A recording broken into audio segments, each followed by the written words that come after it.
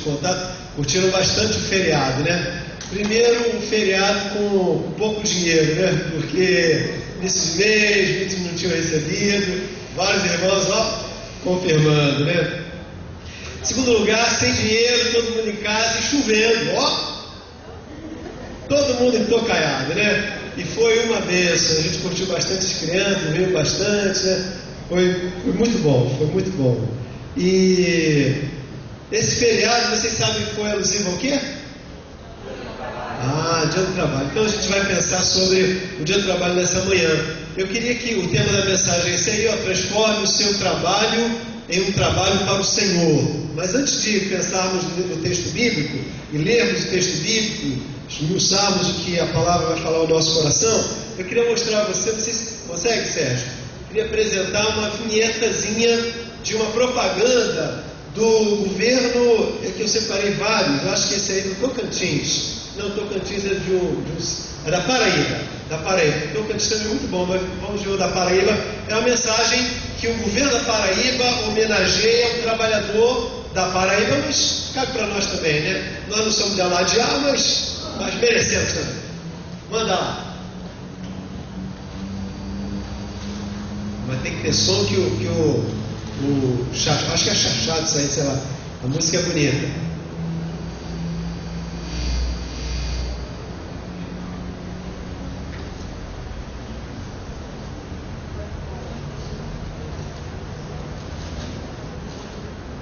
Vocês não querem que eu cante, né, irmãos? Não. E o Carlos ainda me botou na escala das famílias. Eu falei, vamos barrar esse cara aí. O Rosemary vai fazer um solo. Representar a família. Eu acho que não rolou, né? Então, enquanto eles estão se ajeitando ali, eu vou pedir os irmãos que vão pregar hoje, na verdade, é o Asder, o Sérgio e a Rejane. Então venham à frente os três, por favor. Isso, Asder, Rejane e Sérgio. Cada um vai fazer um tópico de sermão. Sermão gosta. Opa! Na real. Então fica por aqui logo. Eu acho que agora vai rolar, hein? Vamos ver. É Deus, homem forte, nunca teve nenhum mal. Toda unha jamais viu, é um cara sem igual. Mas se acaso adoecer, você tem um hospital. Sérgio de Souza já sabe transformar chuva em chuveiro. O sertão vai virar mar. Eita cabra milagreiro. Essa aqui é Galciane, entre as pedras de uma rosa, derrubando preconceitos, deixa a obra mais charmosa. Já Denilda finalmente encontrou a vocação. Ela gosta do que faz, tem pra tudo solução. O trabalho dessa gente é ouvido e coração. Nosso povo tem talento, por aqui faz sua glória. Na Paraíba o trabalho tá fazendo a sua história. Homenagem do governo do estado ao trabalhador paraibano. Governo da Paraíba, agora é a vez de ir mais longe. Bacana. Ótimo, a nossa cultura brasileira é fantástica. Então vamos convidar esses três irmãos da Paraíba. Olha, o riso foi um elogio, viu? Vem cá, Sérgio. Vamos começar com Asa, depois Rejane e depois Sérgio. Os três são os pregadores dessa manhã, né? Cada um vai fazer um pouco, como a gente combinou, e martelo e prego. Eles vão compartilhar para nós, vão compartilhar conosco, perdão, duas questões. Primeiro, como eles escolheram a profissão a qual cada um seguiu. Em segundo lugar, como eles servem ao Senhor através dessa profissão. O pastor, quando me falou para eu falar fez essas perguntas para mim, eu fiquei imaginando assim. Lá atrás eu tinha dificuldade para saber por que eu me formei em Direito, sou advogado, fiz graduação em Direito, na área empresarial. Aí eu fiquei imaginando, lá atrás eu ficava me perguntando por quê. Aí com o passar do tempo eu descobri por quê. Porque eu descobri que não fui eu que escolhi fazer Direito, assim, Deus escolheu porque eu fizesse Direito para que eu pudesse ser um instrumento nas mãos dele. E graças a Deus que Ele tem me abençoado, tem me dado essa oportunidade de eu poder, de uma forma ou de outra, poder usar minha vida profissional para ajudar as pessoas. Eu estava falando com o pastor que eu atuo numa área meio complicada também, que era de família, que a gente vê de tudo lá. E tudo que os irmãos imaginam de bom e de ruim a gente vê lá. E eu falei com o pastor também, eu estou falando isso porque é complicado.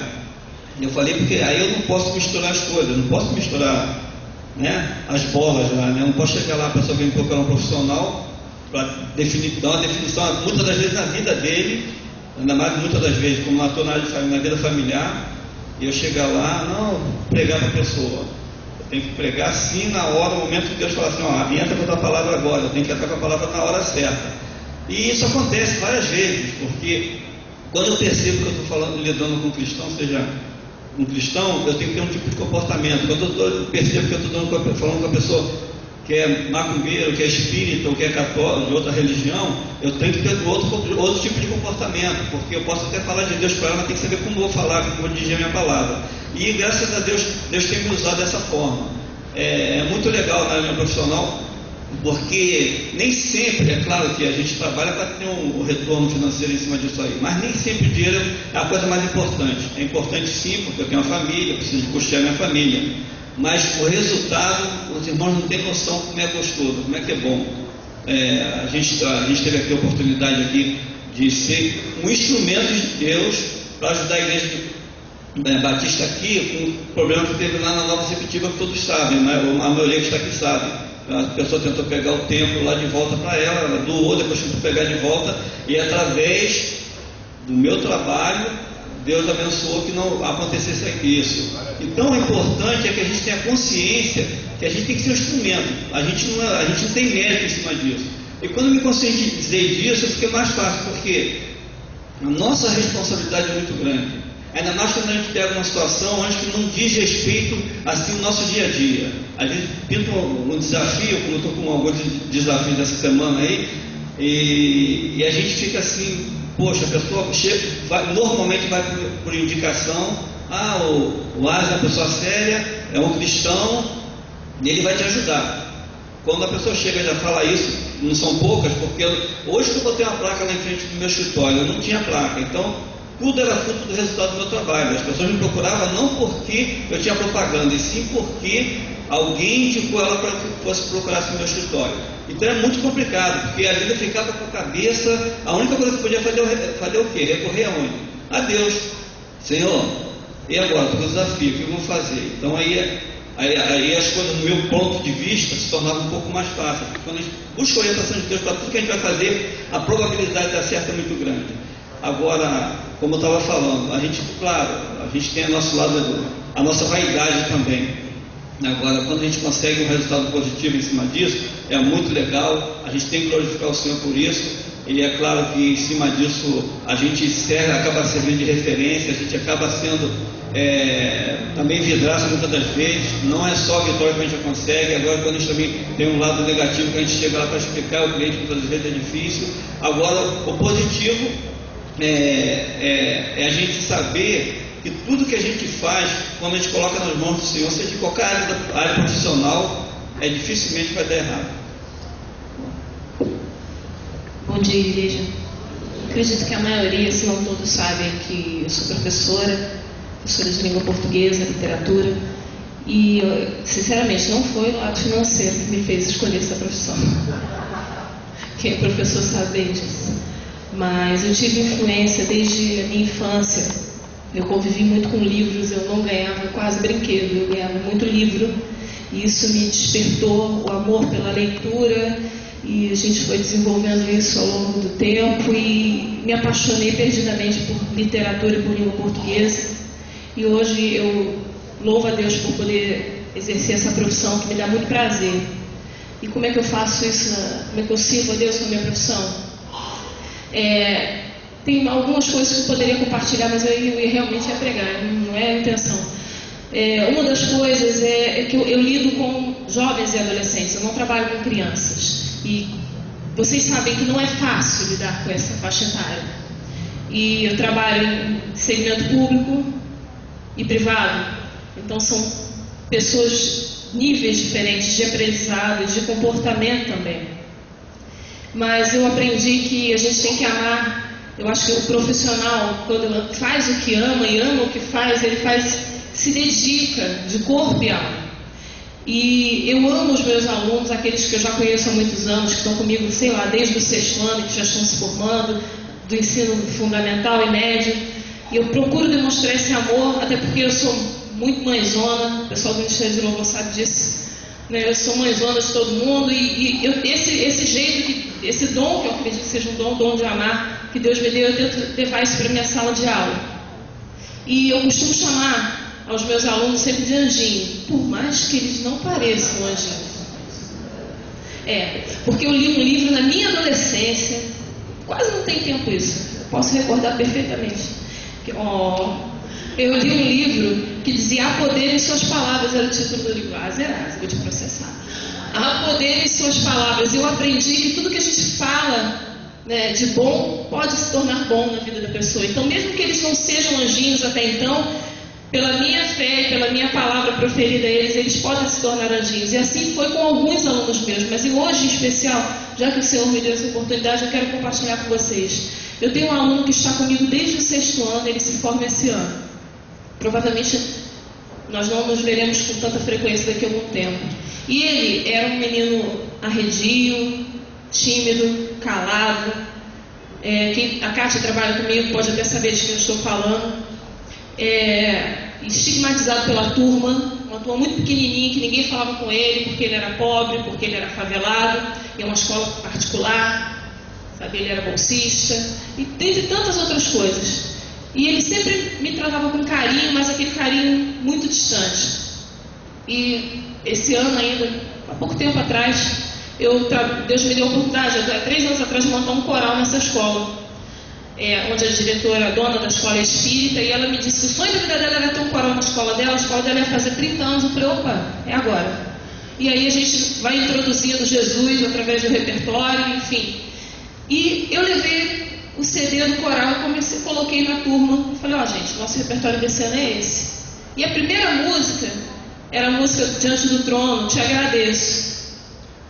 E depois vinham outras músicas do gosto deles. E quando começou a tocar música, ele foi se fechando, ele encolheu, ele é muito grande, ele é altão, e ele foi se encolhendo, ficou muito pequenininho. Acabou o repertório, dei minha aula normalmente, quando acabou a aula ele veio perto de mim, se ajoelhou e falou, professora, até hoje eu não acreditava que Deus existe, mas hoje eu quero esse Jesus para mim. Eu fiquei trêmula, eu não sabia o que fazer. Foi um dia de quarta-feira onde eu vim aqui na igreja. Eu cheguei aqui em estado de graça, compartilhei com alguns meninos como eu estava feliz com aquilo. E ele começou a falar que tudo aquilo que ele ouviu na música estava acontecendo na vida dele. Que Deus tinha dado um livramento, que entraram na casa dele, roubaram tudo. Ele é muito, muito pobre, já não tinha nada, já levaram tudo que tinha. E ele estava em casa com os irmãos pequenos. E ele poderia ter sido morto. Mas naquele momento que ele estava em casa, os irmãos sentiram fome e ele levou os irmãos para comer na casa de um parente próximo. Naquele momento em que ele deixou a casa, o ladrão entrou e levou tudo que podia levar. E ele estava com muita raiva dele por ter deixado a casa aberta. E raiva do ladrão, e raiva do mundo, e raiva de todo mundo. E ele disse para mim, professora, quando eu ouvi essa música, eu lembrei que eu tenho que agradecer por tudo que Deus tem feito. Por tudo que Ele é e não por tudo que eu tenho. Hoje eu entendo que esse Deus que a senhora serve é o Deus para a minha vida. E ele procurou uma igreja e graças a Deus hoje ele está servindo ao Senhor Jesus. Então é dessa forma que eu acho que a gente tem que servir a Deus. Mostrar quem nós somos não só aqui, mas principalmente fora daqui. Bom dia. Bom, eu sou militar, né, deve saber, sou da Marinha. E desde a infância a gente vai vendo as coisas do Chiado, tinha um primo que era da Marinha também, ouvia as histórias dele, né? E naquele primeiro momento, a verdade é que eu quis para conhecer o mundo, né? Viajar, isso é o fato. Né? Mas depois a gente vai crescendo, vai vendo a realidade, né? Bem isso. E quando eu decidi fazer a prova, na realidade estava já no final do ensino médio, com os amigos já conversando, definindo o nosso futuro profissional. Eu tinha um amigo que ele fazia tudo que era concurso militar, tudo, e passava em todos, e sempre ficava na inspeção de saúde.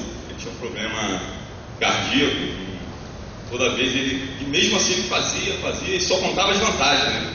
Não contava nada de ruim. Poxa, como eu já tinha essa tendência com o Maria, eu também vou fazer essa prova. fiz, consegui passar, né? Entrei e nessas conversas nossas, o que me focava muito na área militar é um planejamento de carreira, né? A gente realmente hoje não está ganhando tão bem, né? Mas graças a Deus dá para suprir nossa necessidade. Mas o plano de carreira é uma oportunidade muito boa, né? Porque você pode, dependendo de você mesmo, mais de ninguém, você, de Deus, lógico, você começa, como eu comecei como marinheiro, e vai ascender a sua carreira, né? Seguindo, né, a base da disciplina e hierarquia, né, que é pilar das Forças Armadas, você vai ascender até o limite aí da sua carreira. Então esse foi um dos motivos que me atraíram para o militarismo, né? De início, quando a gente chega lá depois de prova, tem aquela boa música, né? 3 gaiatos num navio, e você tem aquele impacto, nossa, o que eu estou fazendo aqui? Mas você vai entendendo a importância da sua função, por menor que seja. Você vai vendo o quão importante você é naquele local, desempenhando, nem que seja arrumando alguma coisa, limpando alguma coisa. Você vai vendo que você também é importante. Se você não estiver ali, aquilo não funciona, seja na cozinha, no refeitório, servindo no rancho. Se você não estiver ali, o navio todo não vai comer. Então você vai entendendo, cada fase da sua carreira, a importância que você tem. E nesse período, hoje eu não estou mais no navio, mas o período que eu permaneci embarcado, eu pude conviver. Outra vantagem das Forças Armadas que eu não entendeu é a diversidade de pessoas que você convive, né? Gente do sul, do norte, Mato Grosso, Pantanal, Nordeste. Então você ganha muito culturalmente, né? Você aprende muito com as pessoas e também passa um pouco de conhecimento da sua cultura. E no período de navio que eu tive, eu ainda não era convertido, vi um trabalho muito bonito que hoje ainda é feito com certeza. A gente, por regulamento, religião não pode ser difundida nas Forças Armadas, né? Graças a Deus, Jesus não é religião, né? Jesus é amor. Então, o amor não é proibido, a gente pode falar de amor à vontade, amor de Deus.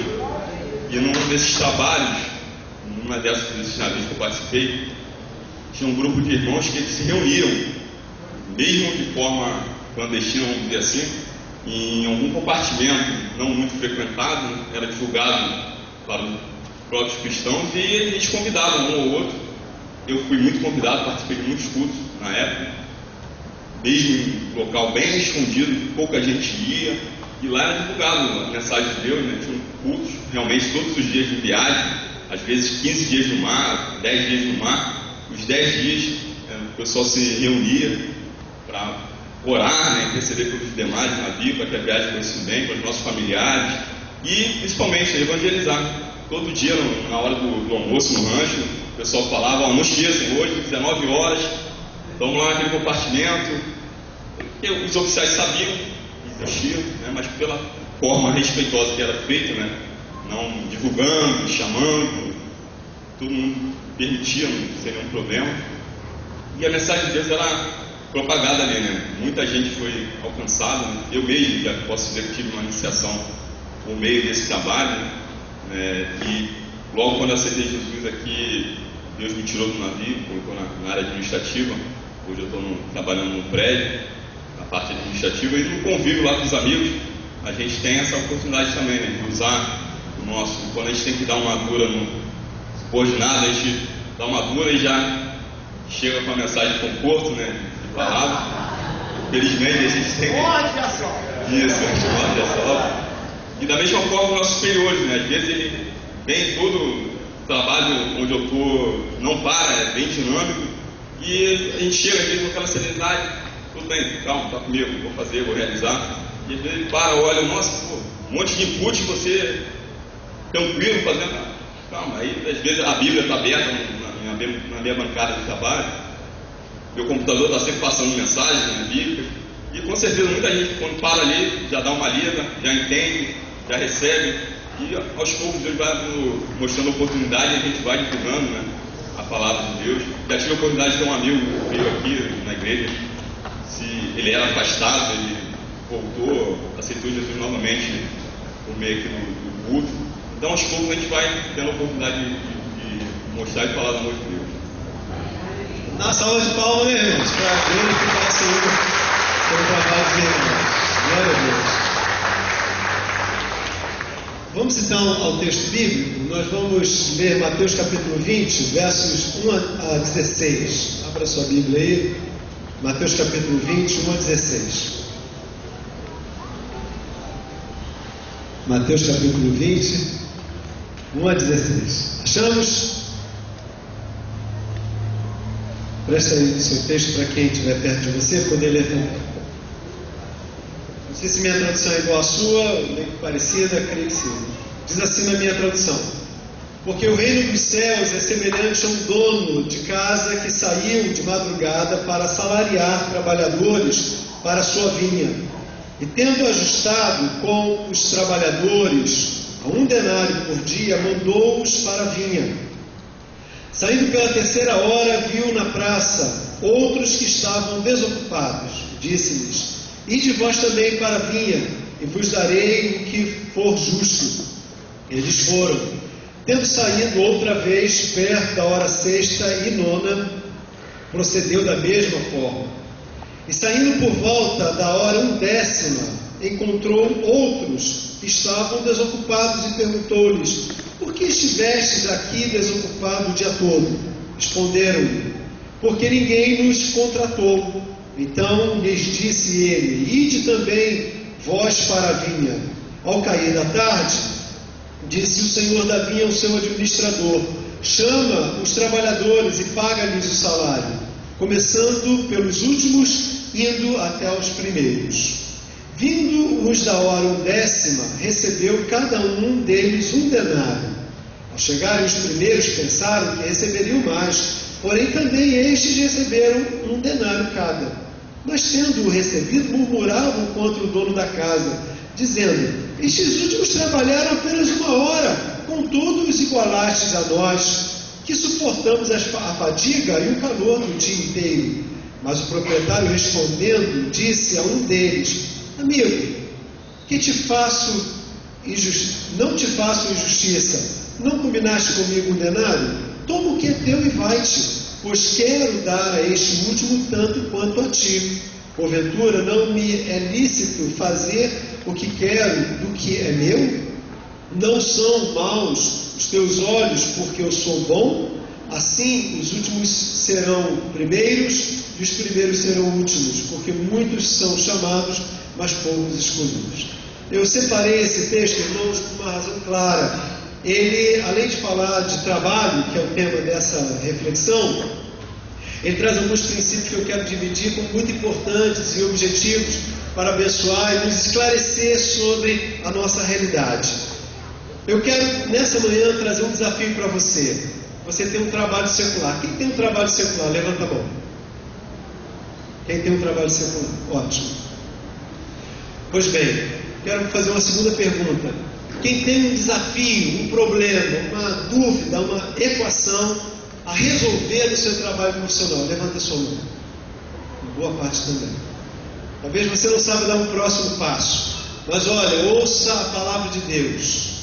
Eu quero dividir com você aqui alguns princípios que poderão responder ao que você está perguntando para Deus. Por isso o desafio dessa manhã: faça do seu trabalho secular um trabalho para Deus. Ou seja, não trabalhe para o seu patrão. Faça do seu trabalho um trabalho para Deus, assim como o pastor faz do seu trabalho um trabalho para Deus, porque está dentro da igreja, dentro da obra. Você, irmão, irmã, foi chamado por Deus, chamada por Deus, para trabalhar para o Senhor aonde você está. Cada um de nós. E eu quero lhe mostrar, se você fizer isso, você não vai se arrepender. Você vai ter o melhor sócio e a melhor opção para a sua vida. Por que isso? Primeiro, vou lhe mostrar ali. Sou eu que estou com o comando agora. O Sandro não está aí, né? Queria que o Sandro disse isso. Eu não sei a posição, acho que é assim. Tá certo. Em primeiro lugar, porque Deus é fiel no que lhe promete. Se você observar os versos 13 e 14, há um problema aqui. O senhor daquela vinha, o chefe da família, chamou vários trabalhadores. Os que começaram no iniciozinho, os que às 6 da tarde, quase se pondo sol, foram contratados. A todos ele ofereceu 1 denário.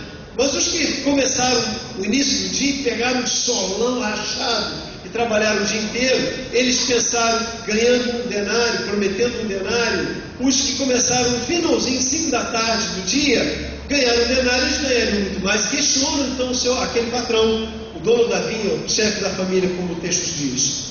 O Senhor nos contratou, nós trabalhamos o dia inteiro, isso é injusto. E o patrão diz a ele o seguinte: o que eu lhe prometi, eu não lhe paguei? Vou pegar essa afirmação. Era verdade ou era mentira? Era verdade.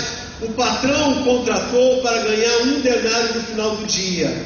Veja o que eles receberam no final do dia: um denário. Meus irmãos, a palavra de Deus está falando que se você colocar o seu trabalho secular como um trabalho para Deus, Deus cumprirá o que Ele promete para você. Seja o seu trabalho contente, feliz, lhe traga alegria ou não, lhe traga o sustento que você quer ou não, realize seus sonhos ou não, não interessa. A palavra de Deus está dizendo que o que você está fazendo, se você faz como seu trabalho secular o faz para Deus, Deus cumprirá o que Ele promete. Gentil é vendedor, ele vende vários produtos para casa, para pequenas mercearias, aquelas birosquinhas, comércios dos mais insignificantes aparentemente falando. Mas gentil é um missionário de Deus, ele leva o seu produto na sua motinha. Zosimar faz isso, outros irmãos da igreja fazem isso, Daniel, e fazem isso para o Senhor, e eles vêm diariamente Deus suprir. Porque, meus irmãos, o que Deus prometeu para a sua vida, Ele fará. Você pode ter um emprego que talvez não esteja feliz, mas a palavra está se comprometendo com você nessa manhã. Deus está lhe dizendo que Ele honrará a palavra dEle na sua vida. Irmãos, o que Ele prometeu, Ele cumprirá. Eu quero usar como exemplo José. Vamos mostrar ali. O que Deus promete como prometeu para José? Ah, sou eu. Não vou Espírito Santo não. A primeira coisa que Deus fez com José, vai fazer com você também. Deus estará lhe guiando. José vendido como escravo, ele se organiza. José jogado na masmorra, ele se organiza. Ou seja, a cada momento da vida de José, Deus está o guiando. A gente pode olhar para a nossa trajetória e olhar para trás e chorar, mas se você olhar bem, será igual aquela ilustração batidíssima, né? Sim, de domínio comum de todos, as pegadas na areia. Alguém reclama, até porque havia muitos vácuos no meio das pegadas daquele trajeto, e enquanto reclamava, alguém lhe falou que aqueles vácuos, hiatos, vazios, não era necessariamente a ausência de Deus, pelo contrário, era Deus o carregando no colo. Sabe, meu irmão, se você olhar para trás, você vai ver que isso é verdade da vida de José, na sua vida também. Deus, Ele guiou, e se Ele guiou, Ele guiará. Ele guia e guiará também. Segundo lugar, Deus também faz por José, como faz por mim e por você, o compromisso de nos usar. Em todas as situações da vida de José, Deus se comprometeu em usá-lo. Deus usou na sua casa, Deus usou no trajeto como escravo, Deus usou na casa de Potifar, Deus usou na masmorra, Deus usou no palácio, Deus usou depois da administração do reino inteiro. Deus usou sempre. Se você colocar o seu trabalho secular nas mãos de Deus, e você usar o seu trabalho secular para trabalhar para Deus, tê-lo como sócio, parceiro no seu trabalho, Deus lhe usará. Agora pega essa verdade, coloca lá no seu trabalho. Traga à memória aquelas pessoas a quem você se relaciona vendendo o seu salgado, vendendo a sua comida, tendo seus contatos, nos seus relacionamentos. Meu irmão, Deus lhe usará.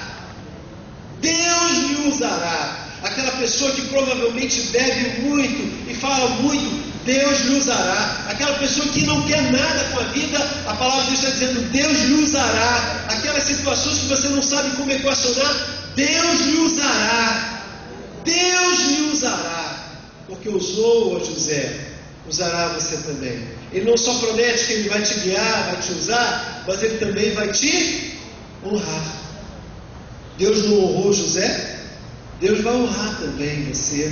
Não está se perguntando se o seu salário vai bancar essa honra. Não está se perguntando se o reconhecimento vai trazer essa honra. se a alegria do que você faz é grande ou pequena, mas Deus está se comprometendo nessa manhã com você. Se o seu trabalho estiver nas mãos de Deus e for para a glória de Deus, Deus te guiará, te usará, Deus te honrará no seu trabalho.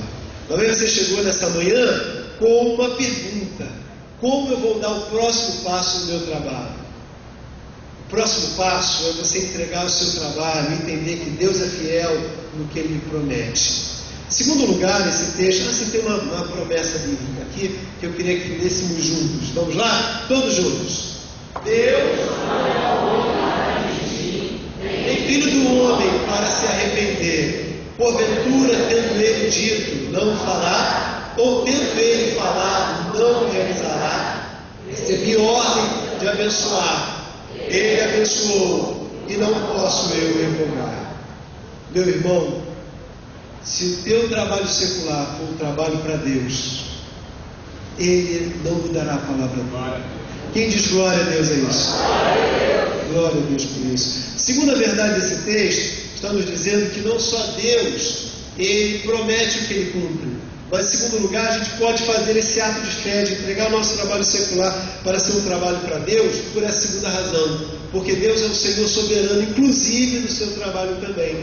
Veja o que a palavra está dizendo em Mateus capítulo 20, verso 15, a parte inicial: porventura não me é lícito fazer o que eu quero com o que é meu? Na outra tradução que eu tenho, a qual eu usei para preparar essa mensagem, diz: porventura não é meu direito fazer o que eu quero? Como é que está na sua tradução? Alguma outra tradução diferente? Leia bem a sua tradução diferente. Se alguém tem outra tradução, não. Não me é lícito? Pois bem, meus irmãos, quem está falando isso é o dono da vinha.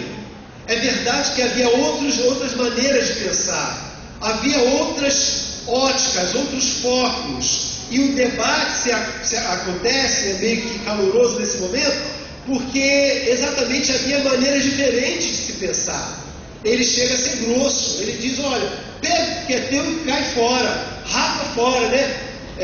Zispa, some, porque é meu direito fazer o que eu quero com o que é meu. Meu irmão, por que ele poderia falar isso no da vinha?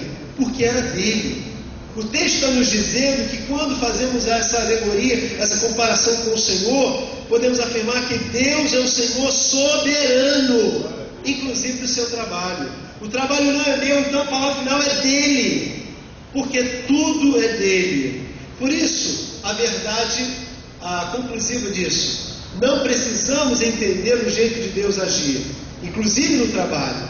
Precisamos sim obedecer. Vamos ler juntos? Digamos: não precisamos entender o jeito de Deus agir, inclusive no trabalho. Precisamos sim obedecer. Talvez a irmã, o irmão, não esteja entendendo o jeito de Deus agir. Talvez haja outras óticas, outras maneiras de se pensar. Porém, o texto continua falando para nós: não é meu direito fazer o que eu quero com o que é meu. Você é dele, o seu trabalho é dele. Não cabe a nós perguntarmos o porquê, mas somente obedecer. Há duas verdades desse texto que nós precisamos destacar. A primeira delas: Deus detém em si todo o direito sobre nós e sobre as circunstâncias do trabalho.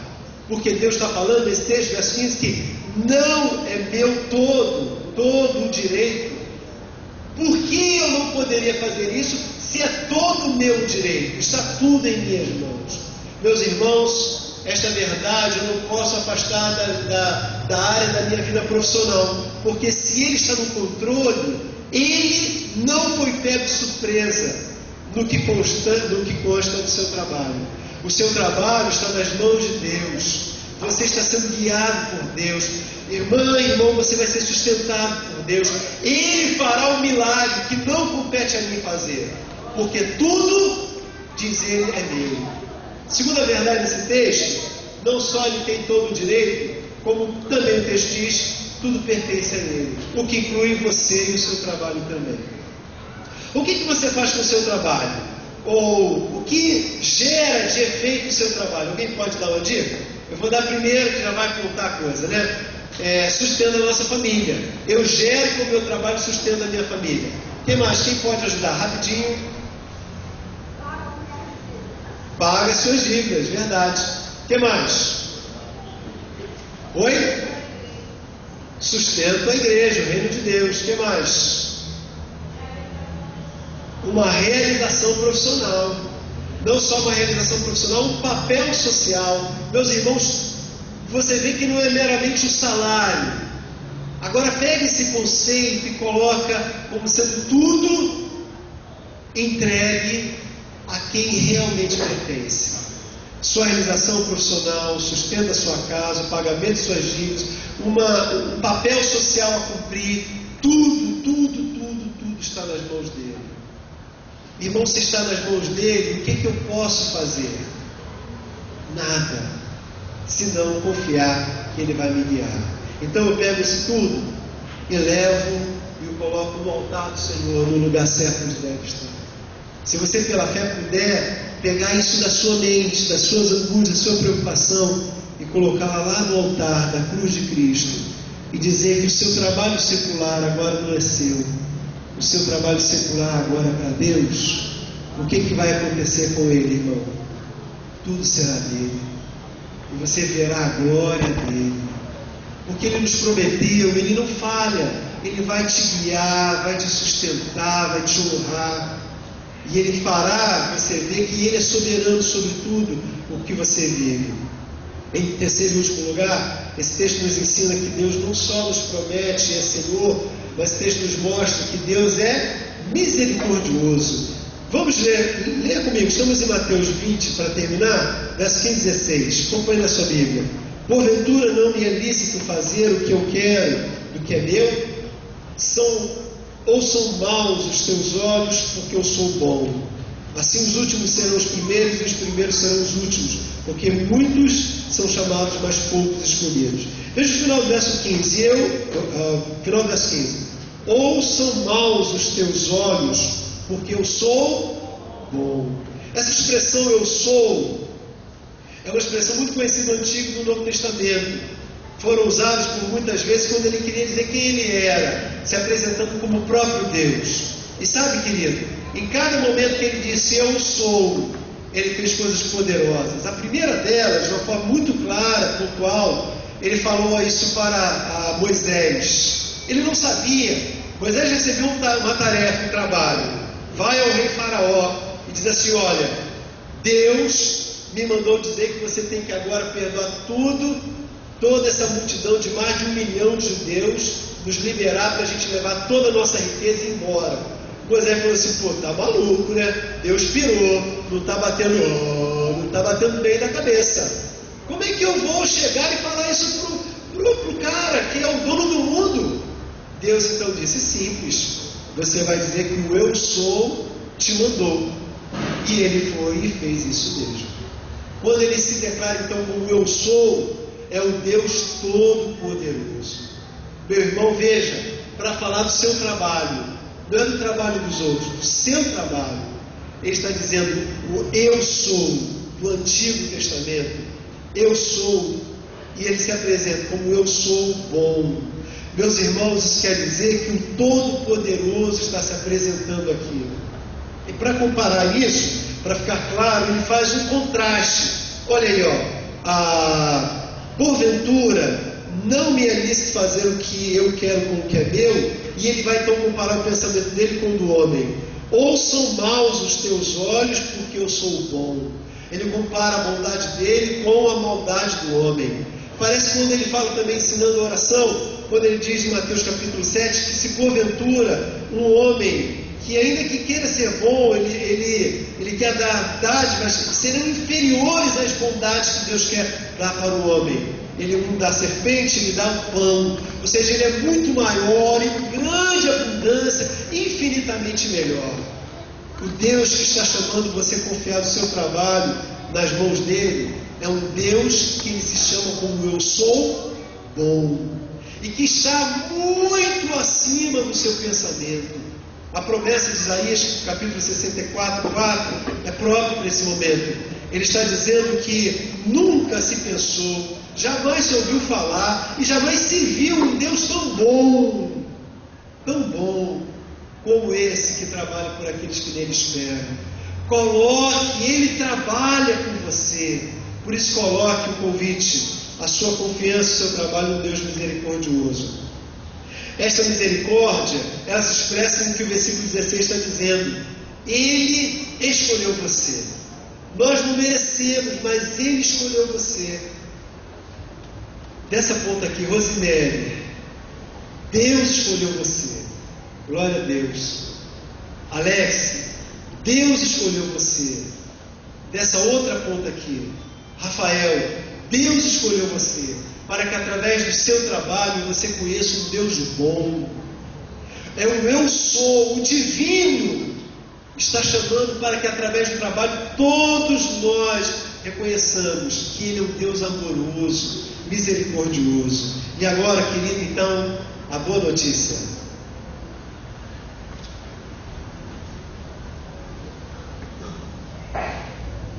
Temos vaga. Há trabalho. E há vaga para quem quer trabalhar com Ele.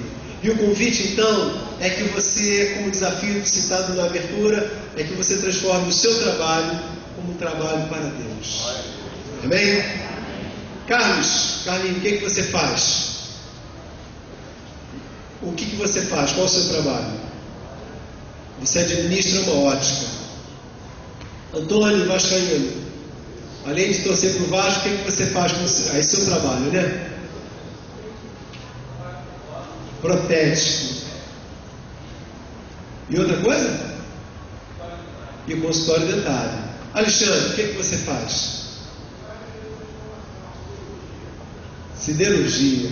Muito bem. Cada um de nós tem um trabalho. E o convite é que você agora trabalhe para Deus. Isso, irmão, não é trabalhar dentro da igreja, no reino, espalhando a missão de Deus, se multiplicando para a glória dele. Convido que você fique em pé, irmão. Dê a mão a quem está do lado e você faça o compromisso dessa manhã. Vamos orar ao Senhor? Se você puder ficar em pé.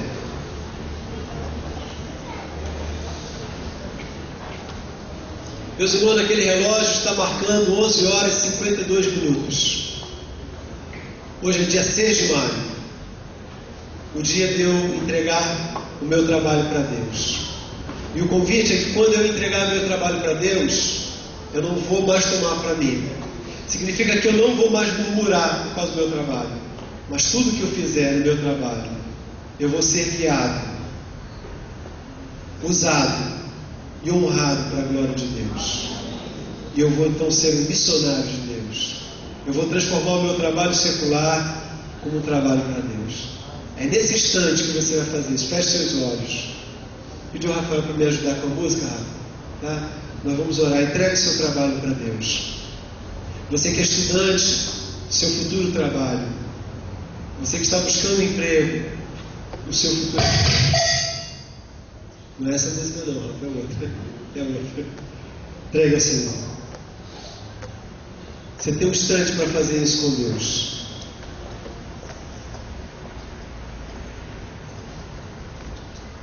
Aquela dúvida, aquele medo, aquele próximo passo, entregue ao Senhor.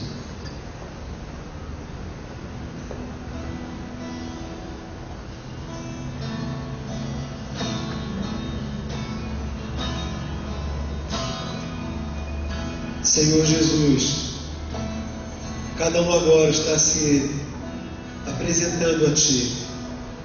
Tua palavra diz nos versos 6 e 7 daquele texto que o Senhor foi no finalzinho do dia, 5 da tarde, procurar outros trabalhadores. Havia alguns que estavam desocupados e eles disseram que não foram para a vinha porque ninguém os convocou. O dono daquela vinha os chamou para a última hora. Talvez, Senhor, estejamos na última hora da vinha, da grande colheita, mas nós também queremos uma vaga. E cada um aqui está se apresentando para talvez na última hora do teu tempo, da tua volta, trabalhar para o Senhor. Esteja recebendo, Senhor, esses pedidos. Esteja, Senhor, inscrevendo-os no teu reino e trabalhando, Senhor, a vida deles. Faça com que eles trabalhem para a tua glória, administrando, limpando, cozinhando, não importa, Senhor, que seja para a tua glória, porque queremos trabalhar para o Rei da glória. Que a nossa vida, Senhor, seja para a tua glória, em nome de Jesus. Amém. Você pode dar uma salva de palmas ao Senhor, irmãos? Glória a Deus pela palavra dele, pelo dia de trabalho nas nossas vidas. Amém? Antes de irmos embora, eu queria, ainda em pé mesmo, pode até segurar a mão para que a gente possa fazer essa oração final. Mas eu quero me lembrar, hoje tem uma cantina especial, irmãos. Queria convidar que você não fosse comer em casa. Então é uma quentinha, mas se puder, use esse momento de comunhão para nós estarmos juntos e saborearmos uma panqueca de carne moída poderosíssima, tá bom? Às 6 da tarde eu preciso de encontro com Alex, Felipe e os irmãos combinados de ontem do Bom para Homens, tá bom? Vai vir um acampamento pais e filhos. Agora o próximo mês vai ser muito bom. E eu quero pedir que você se envolva nos 100 dias de oração. Deus tem um grande mover sobre as nossas vidas. Amém? E agora que o amor de Deus, o nosso Pai, a graça de nosso Senhor e Salvador Jesus Cristo, e as ternas e doces consolações do seu Santo Espírito, seja sobre sua vida, família e igreja, e sobre todo o povo de Deus espalhado pela face da terra, hoje e para sempre. Amém, Senhor. Glória a Deus.